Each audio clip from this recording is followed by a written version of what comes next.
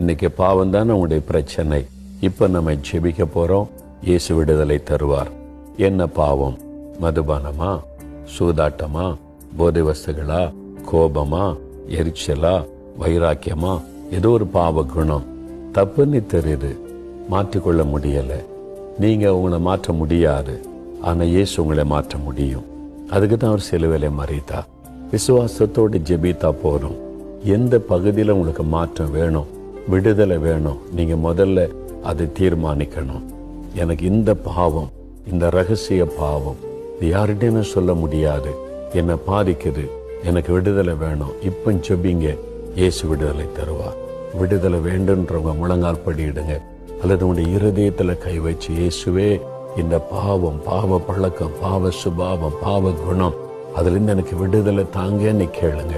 தகப்பனே, இந்த சகோதரனை பாரும், இந்த சகோதரியை பாரும், எனக்கு இந்த பாவத்துல இருந்து விடுதலை வேணும். இந்த பாவம் என்னை அடிமையாக்கி வச்சிருக்கிறது, இந்த பாவ பழக்கம், பாவ சுபாவம், பாவ குணம் ஐயோ என்னை அடிமையாக்கி வேதனைப்படுத்துகிறது. இயேசுவே விடுதலை தாரும். இந்த பாவத்தின் வல்லமையிலிருந்து விடுதலை ஆக்கும். என் பாவ குணத்தை மாற்றும்.